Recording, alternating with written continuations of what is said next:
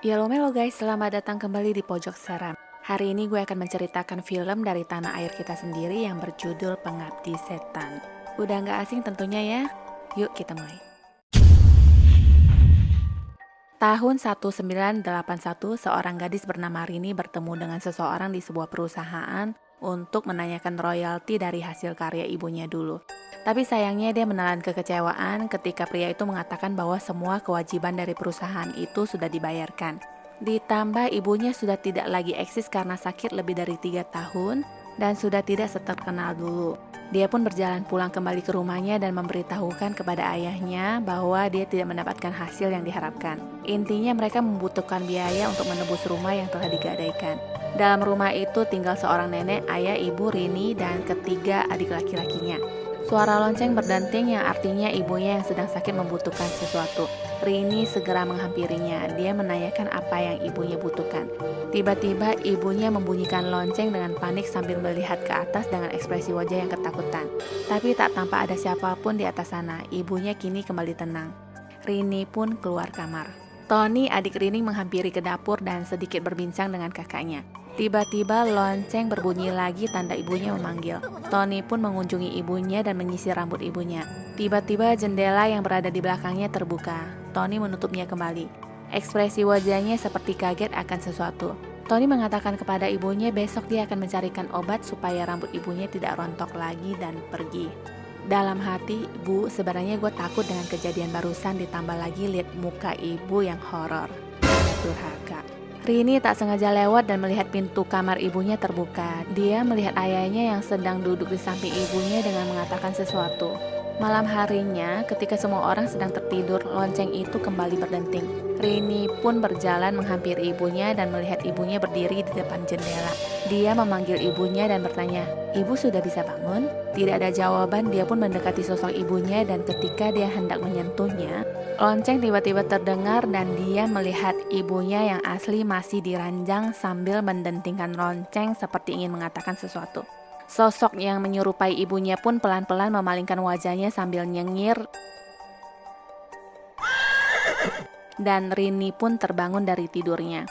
Bunyi lonceng pun terdengar. Dia berjalan ke arah kamar ibunya dan kejadian itu persis seperti di mimpinya, tapi bedanya sosok yang berdiri di depan jendela itu beneran ibunya. Ketika ibunya memalingkan wajahnya, dia seperti kaget melihat sesuatu dan terjatuh tak sadarkan diri. Ayahnya datang mendengarkan teriakan Rini dan disusul oleh adik-adiknya. Ibunya ternyata sudah meninggal.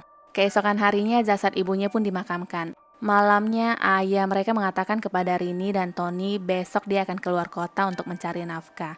Rini dan Tony tampak keberatan mengingat ibunya baru saja meninggal kemarin. Belum lagi berhubungan dengan ayahnya akan sangat susah karena telepon rumah juga sudah diputus. Alasan mereka ternyata tidak mempengaruhi keputusan sang ayah untuk pergi. Di dalam kamar, Tony yang sedang mendengarkan siaran radio, samar-samar mendengar ada suara lonceng yang tidak asing. Dia pun melangkah keluar kamar dan menuju kamar ibunya. Setelah pintu terbuka, dia ketakutan melihat lonceng ibunya yang terjatuh dengan tiba-tiba dari atas ranjang. Keesokan harinya, Bondi tampak asik dengan mainan kamera barunya. Awalnya gambar-gambar terlihat standar pemandangan, tapi tiba-tiba sosok almarhum ibunya ada di sana dan sontak mengejutkannya. "Ih, Mama, itu rambutnya diikat kali ya, kalau mau ketemu kangen." Senyum. Malamnya, Tony kembali mendengarkan siaran radio sambil tertidur. Tiba-tiba channelnya berubah menjadi lagu yang dinyanyikan ibunya dulu. Tony pun menyetel kembali siaran favoritnya. Anehnya, lagu itu kembali terdengar. Lalu Tony memutar siaran favoritnya kembali. Tiba-tiba ada suara lonceng. Dia mematikan lalu menghidupkan radionya kembali. Sekarang ada suara yang memanggil namanya. Seperti ini. "Tony, Tony." Sontak dia mematikan radio itu dan tiba-tiba di samping ranjangnya terlihat sosok ibunya yang sedang berdiri sambil mengatakan, "Sisir rambut ibu Tony." Tony menyalakan lampu dan tidak ada siapa-siapa dan tidak ada apa-apa di sana. Adik kecilnya Ian terbangun karena kebelet pipis. Bondi kakaknya pun terbangun karena hal yang sama. Ketika mereka ingin kembali ke kamar, adik kecilnya merasa takut melihat foto ibunya yang tergantung di pojokan lorong. Bondi pun mengambil selimut dan melemparkan selimut itu ke foto ibu mereka. Tapi anehnya selimut itu seperti menangkap seseorang yang sedang berdiri.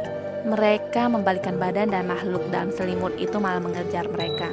Jeritan itu membangunkan Rini, adiknya mengatakan ada hantu.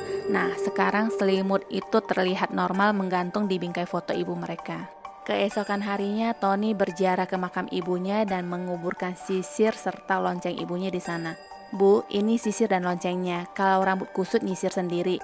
Kalau nggak sanggup nyisir, botakin di sana ya, biar tidak meresahkan. Hendra dan Rini tampak berjalan sambil berbincang. Hendra mengatakan kepada Rini bahwa dia melihat seorang wanita sewaktu mereka menguburkan ibunya. Setelah beberapa hari kemudian, dia juga melihat sosok perempuan itu kembali berdiri di dekat jendela sewaktu Hendra melewati rumah Rini. Hendra berasumsi sosok yang mirip dengan ibunya itu adalah roh jahat yang sudah lama tinggal di dalam badan manusia yang merubah wujudnya menjadi manusia yang dia tinggali. Kau ini anak ustadz tapi kenapa percaya tahayul? Anak pungut kau ya? Enak aja, aku kan open-minded. Aku terbuka dengan teori-teori lainnya. Hendra menyarankan mereka untuk segera pindah dari rumah itu. Hendra pun menawarkan tempat tinggal di rumahnya. Hai, modus nih pasti. Lebih gampang PDKT maksudnya. Rini menolaknya dengan tegas dengan mengatakan mereka akan tetap di rumah sampai ayah mereka kembali. Rini kembali ke rumahnya dan mencari neneknya. Tiba-tiba terdengar suara teriakan dari arah belakang dekat sumur. Itu adalah suara Bondi adiknya. Dia berteriak melihat neneknya yang sudah tercemplung di dalam sumur dan meninggal. Rini menemukan sebuah surat di kamar neneknya. Dia pun tidak sengaja bertemu dengan Hendra di jalan dan memintanya untuk mengantarnya ke kota. Rini menemui seseorang dan memberikan surat neneknya kepada seorang kakek. Tanpa basa-basi, kakek itu menerima surat itu dan hendak menutup pintu. Rini langsung menahannya dengan mempertanyakan isi surat itu yang berpesan agar kakek itu menyelamatkan mereka. Nenek kamu gak pernah ngajarin kamu sopan santun sehingga kamu dengan lancang membuka surat orang lain? Tanya sang kakek nyentrik itu. Rini pun meminta maaf kepadanya. Haide, apes kena lagi deh gue. Tapi akhirnya mereka dipersilakan masuk dan menunggu jika ingin mendapat jawaban. Kakek itu pun menceritakan hubungan dia dengan neneknya dulu adalah sahabat karib sejak muda. Neneknya tidak menyetujui pernikahan ayah dan ibu tini awalnya. Dengan alasan zaman dulu pekerjaan seniman itu tidak bermartabat dan ibunya juga tidak dapat memberikan keturunan. Rini menjawab bahwa hubungan nenek dan ibunya baik-baik saja. Itu kan setelah kalian lahir. Tapi ketika 2 tahun terakhir ibumu sakit, nenekmu sudah mengira ada yang tidak beres dengan ibumu, sahut si kakek. Ibumu tidak berdoa kepada Tuhan untuk mendapatkan keturunan, sambungnya lagi. Rini pun bertanya dengan muka skeptisnya, lalu berdoa kepada siapa? Iblis, jawab si kakek. Masa? Si kakek halu kali ya. Tentu saja Rini menganggap itu semua tahayul. Bagaimana caranya berdoa kepada iblis coba ya kan? Si kakek mengatakan kalau kamu gak percaya terus kenapa datang ke sini? Pasti ada sesuatu yang terjadi di rumah kalian. Bondi sang adik yang pertama menemukan mayat neneknya sedikit mengalami demam dan dia terus mengigau. Kakek lalu memberikan sebuah buku yang dimana ada tulisannya di dalam. Sebelum pulang Hendra memberikan nomor telepon kepada sang kakek. Kamu siapa? Gebetannya lah. Sebelum pergi, kakek mengatakan kepada Rini bahwa mereka tidak akan bisa mengambil salah satu dari kalian semua selama kalian saling menyayangi. Mereka itu siapa, Pak? Baca tulisan saya. Misterius banget sih si kakek. Bondi tampak aneh, tatapannya berbeda dari biasanya. Di meja makan pun dia menatap adiknya dengan mimik wajah yang tidak ramah.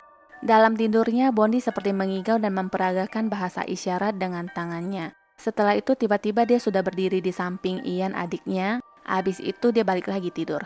Adiknya hanya bisa menutup mata. Apa maksudnya coba ya? By the way, itu siapa ya malam-malam ketak-ketok? Cek Ya ampun, itu apa? Maksud hati pengen bilang tolong tapi sayang suaranya gak keluar ditambah bajunya tersangkut dan gak bisa lari. Sepasang tangan bulukan itu pun seakan ingin membuka pintu dan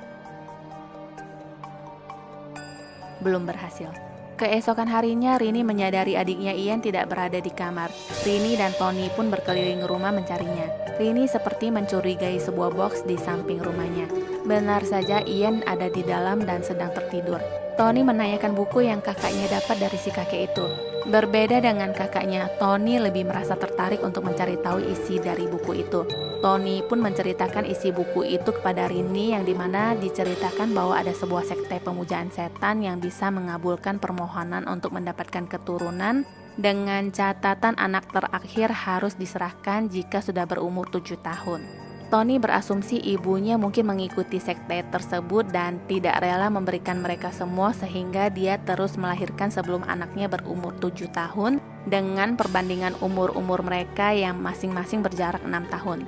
Tony mengingat dulu sewaktu ibunya manggung selalu ada sekelompok orang yang tidak pernah berbicara ataupun gabung dengan tamu-tamu yang lainnya. 3 tahun lagi Ian akan berulang tahun yang ke-7. Di sana ada catatan yang mengatakan bahwa anak ini bisa diambil oleh mayat-mayat hidup jika keluarganya merelakan. Rini yang lebih mempunyai kemampuan berpikir tentu tidak percaya dengan apa yang disampaikan Tony. Ian datang dan mereka pun menghentikan pembicaraan. Rini mengatakan kebanyakan baca beginian bisa jadi sinting.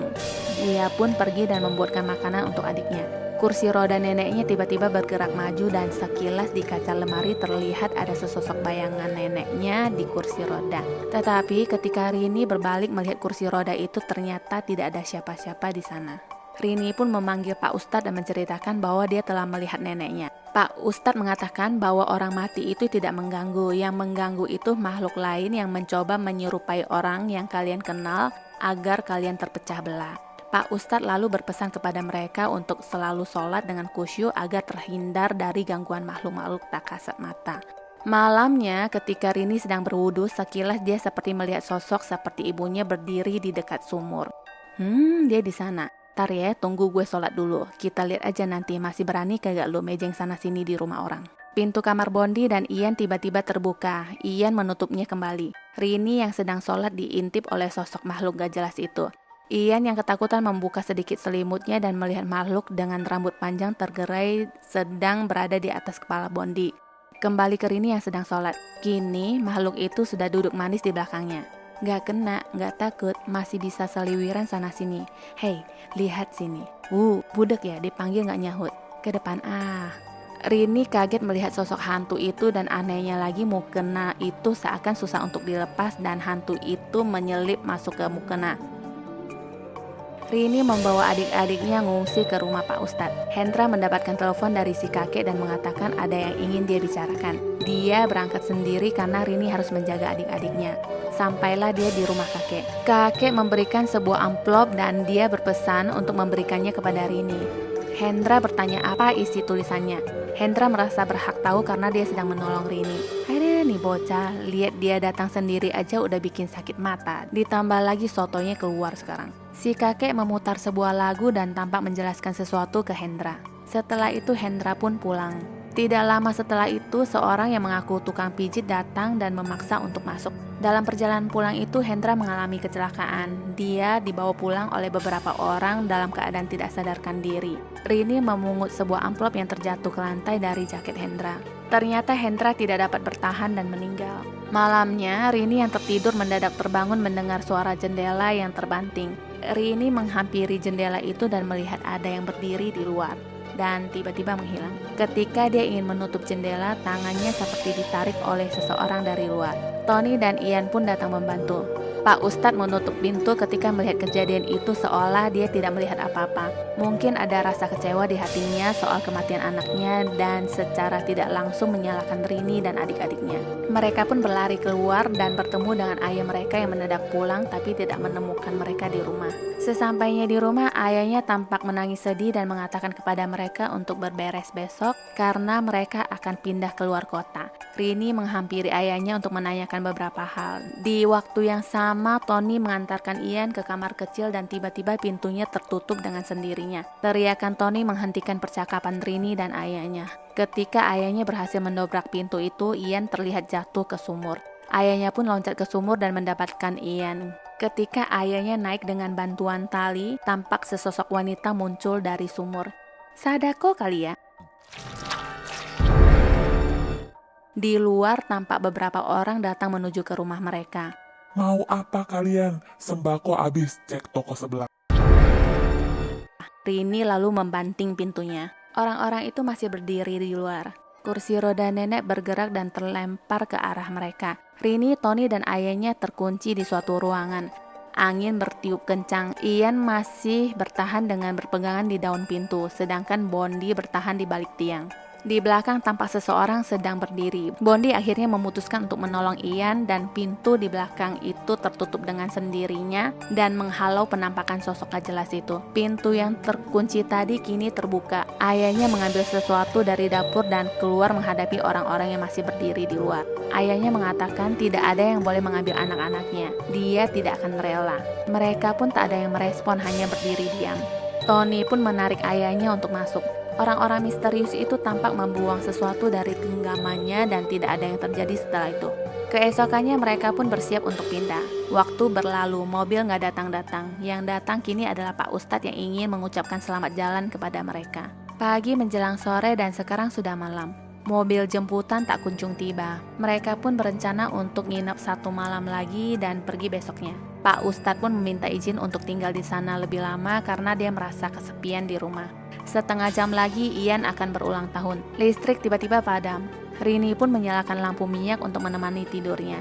Dia tiba-tiba teringat akan surat yang dia dapatkan ketika Hendra mengalami kecelakaan. Rini membaca surat itu dan segera membangunkan Tony. Rini memberitahu kepada Tony bahwa dalam tulisan itu dikatakan anak paling terakhir itu bukan diambil untuk dikorbankan, tapi mereka itu adalah titisan iblis. Orang-orang sekte yang datang juga bukan untuk mengambil, tapi mereka memberi tanda kepada si penjemput. Tiba-tiba terdengar lagi lonceng berdenting.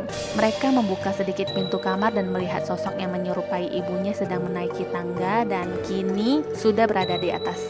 Ian yang tadinya tidak dapat berbicara tiba-tiba bisa berbicara dan mengatakan sedang berbicara dengan temannya sewaktu ditanya oleh Bondi. Sambil tertawa Ian pun keluar kamar. Ketika Bondi melihat ke jendela ada 2 pocong di sana. Pak Ustadz terbangun dari tidurnya dan sekilas melihat ada pocong. Pak Ustadz mengikutinya dan mundur ketika melihat penampakan itu. Bukan hanya 1, tapi segerombolan. Di kamar ayahnya, lonceng tiba-tiba berdenting. Ketika ayahnya melihat ke samping, ada penampakan istrinya terbaring di sebelahnya. Dia pun keluar kamar dan mengunci pintu kamar itu dengan mengajak 2 anaknya, Rini dan Tony, untuk segera ke bawah. Pak Ustadz sudah dalam keadaan berdarah-darah, entah apa yang terjadi tadi. Masa ia dikeroyok pocong ya? Mereka pun menghampiri kamar Bondi dan Ian, tapi tidak menemukan Ian. Lonceng berdenting lagi. Rini melihat di balik pintu Ian yang sedang menuruni tangga sambil menangis disusul oleh penampakan yang menyerupai ibu mereka.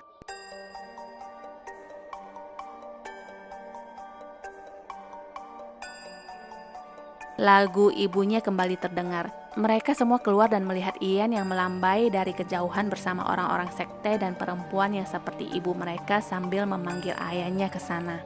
Tony kembali menarik ayahnya untuk masuk. Masih terheran dengan apa yang terjadi, tiba-tiba di samping mereka sudah banyak pocong yang berkumpul dan hebatnya lagi pocong-pocong itu bisa menggedor dan mendobrak pintu. Situasi semakin menegangkan ketika di luar jendela mayat-mayat seperti keluar dari kuburan dan mendatangi rumah mereka. Pintu kembali digedor oleh sejumlah makhluk-makhluk itu dan sekilas terlihat roh nenek mencoba membantu menahan pintu tersebut. Seseorang datang dari arah lain. Ternyata itu adalah sang kakek. Mereka pun selamat dari kejadian itu dan tamat. Terima kasih telah menyaksikan shortcut film ini. Jangan lupa subscribe, like, and share. Juga mengaktifkan lonceng notifikasi untuk updatean film lainnya ya. See you!